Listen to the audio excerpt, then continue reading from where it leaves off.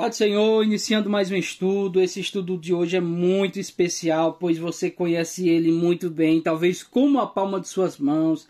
Sempre é muito citado no meio evangélico, principalmente pelo pessoal que crê que a igreja será arrebatada antes da grande tribulação. Então ele é um texto muito utilizado, só que há muito equívoco quando as pessoas o interpretam, pois as pessoas o interpretam não dentro do próprio texto, não dentro do que o próprio Senhor Jesus afirma, mas eles já têm uma ideia preconcebida do texto e aplicam no texto. Eu não estou falando que eu sou o dono da razão, que eu tenho a interpretação correta. Eu estou falando que todo e qualquer um, se examinar o texto dentro do seu contexto, sem implantar ou incutir nenhuma de suas ideias, você vai entender o texto. Você vai ter uma melhor compreensão do texto. Então, assim, não é que eu tenha a interpretação correta e os outros têm a interpretação errada. É porque existem muitos textos em que as pessoas já associam a sua ideia preconcebida de alguma doutrina, de algum ensino, e acaba aplicando dentro do texto e corrompendo o texto. E a maioria das pessoas não fazem isso por maldade, é porque é a famosa herança teológica. Nós herdamos, assim como os católicos herdam, tem suas heranças teológicas de adorar santo e tudo aí. Os evangélicos também têm. Os evangélicos têm as suas heranças teológicas que receberam de pastores mais antigos, em que tiveram uma ideia a respeito de um assunto e acabaram aplicando essa ideia no texto. Isso foi passado de geração em geração e a gente tem como uma verdade absoluta em que na maioria das vezes a gente não está disposto a abrir mão dela, porque a gente já tem como convicção, como verdade absoluta, e parece que voltar atrás é como se a vida inteira eu estivesse fazendo algo errado, ensinando algo errado. Mas a maioria das pessoas que ensinam esse texto de forma errônea, elas não fazem de má fé, de má mente, né? Não faz com más intenções. Mas esse texto é interessante você entender ele, inclusive a visão que eu vou lhe mostrar, que o texto nos traz, e depois vou fazer a comparação com outro texto que fala de um mesmo evento, de um mesmo assunto, só que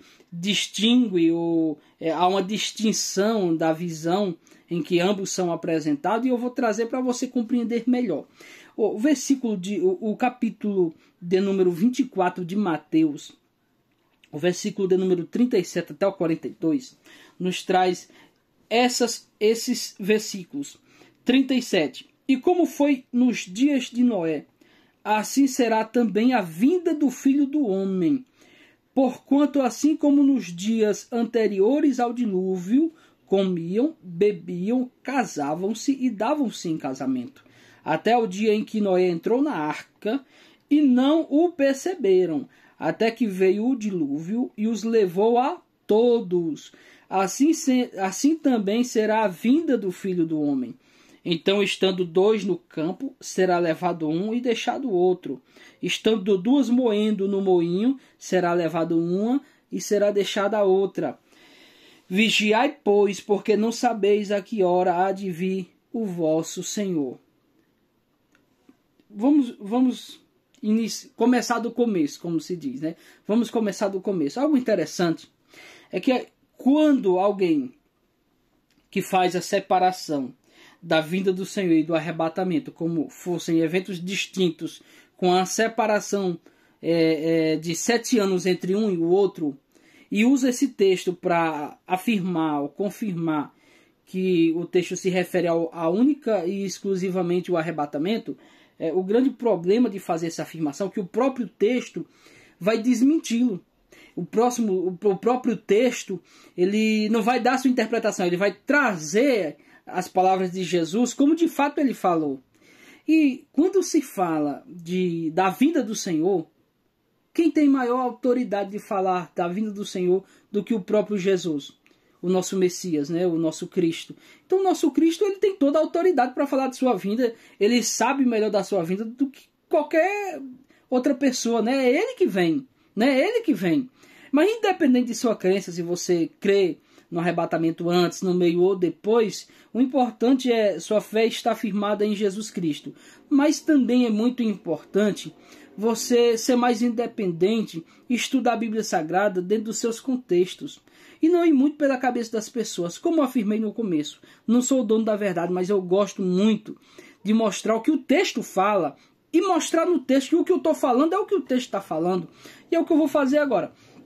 O versículo 37 é interessante porque esse texto aqui já derruba a teoria ou a tese de que aqui se refere ao arrebatamento e não à vinda. A vinda vai acontecer só 7 anos depois.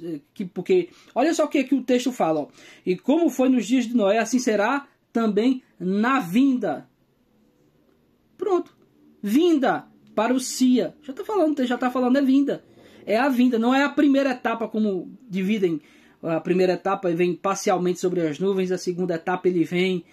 Não é isso. Ele está falando da vinda. E aí em seguida ele diz: e como foi nos dias de Noé, assim será também na vinda do Filho do Homem. Porquanto assim como nos dias anteriores ao dilúvio, comiam, bebiam, casavam-se, davam-se em casamento, até o dia em que Noé entrou na arca. Olha que interessante esse texto.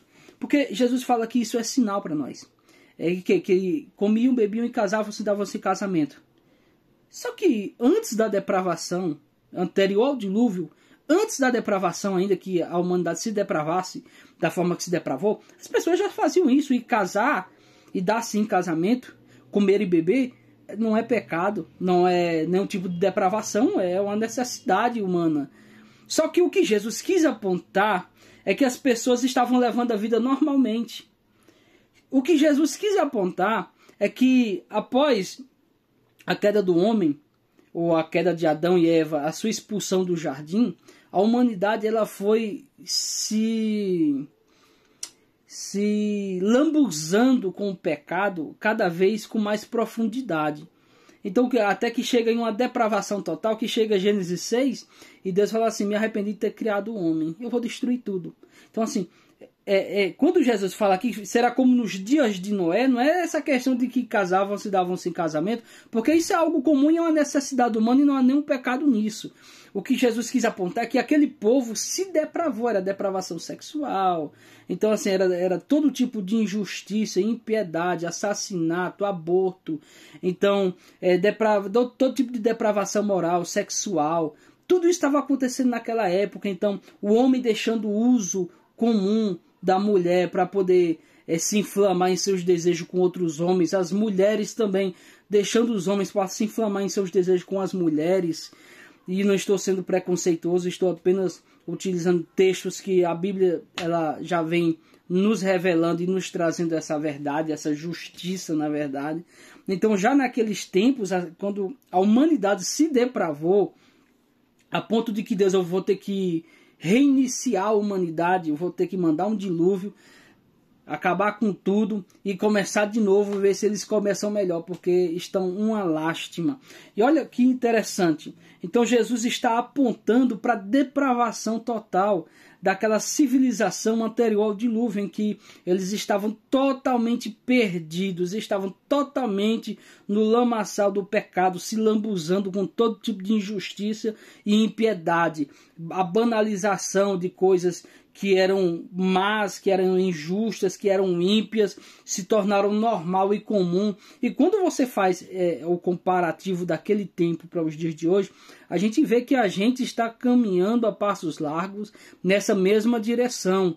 Então, quando analisamos todo o aparato tecnológico, quando analisamos toda a depravação moral e sexual que tem acontecido no mundo hoje, a gente vê que algumas coisas passam a serem mais possíveis com todo esse aparato tecnológico, quanto a vinda do Senhor está bem próxima.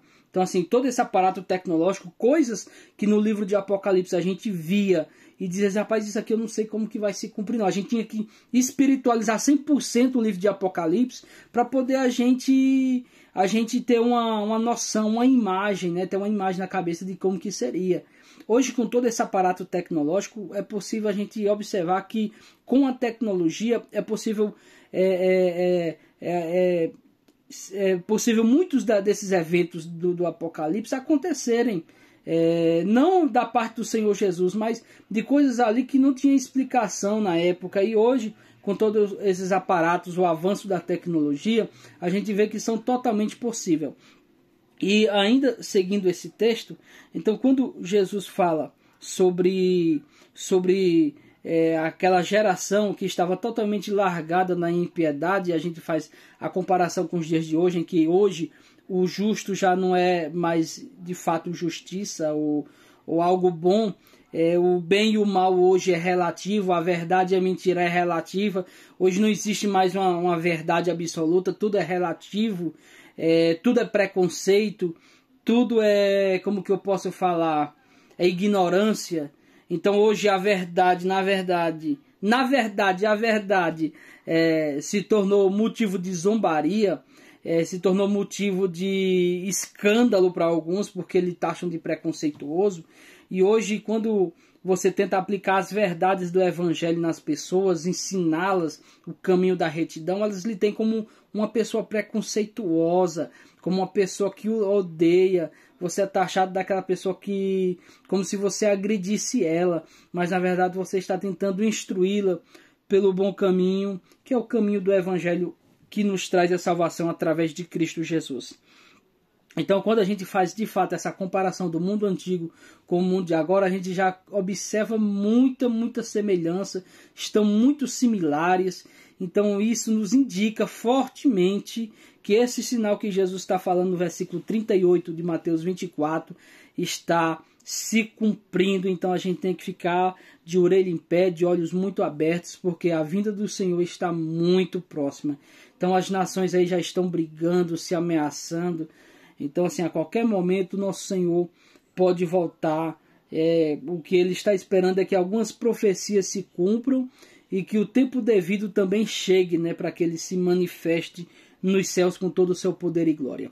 Algo interessante, versículo 39.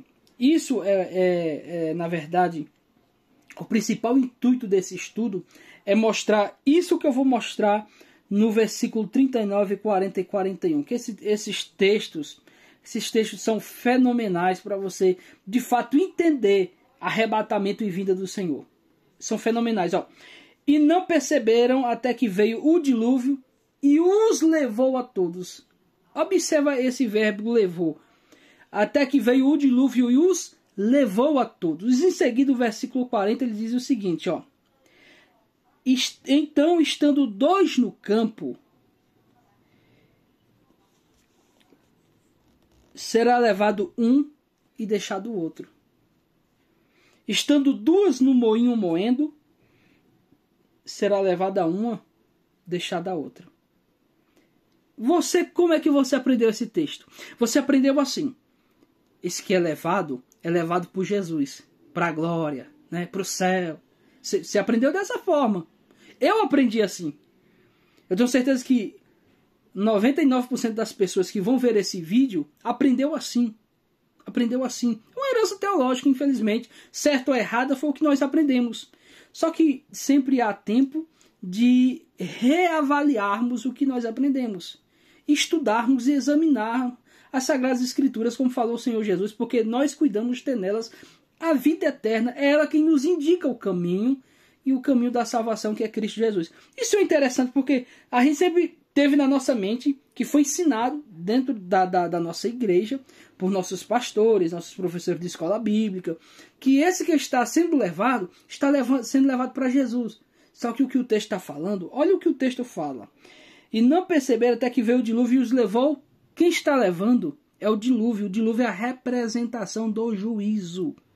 Dilúvio é a representação do juízo. Em seguida ele diz, estarão dois no campo, um será levado. Quem é levado não está sendo levado para Jesus, para se encontrar com Jesus. Quem está sendo levado pelo juízo.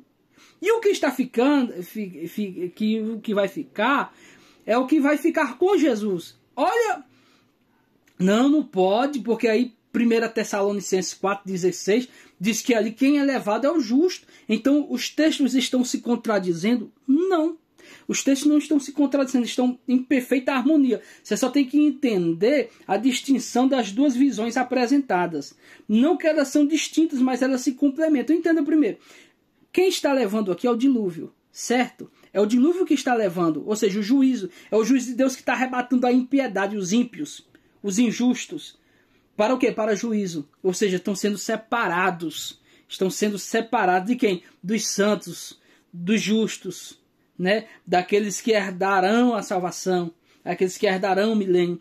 Então aqui os que estão sendo levados são os injustos, não é os santos. É o que Jesus está falando. Ele diz que quem está levando aqui é o dilúvio, é o juízo.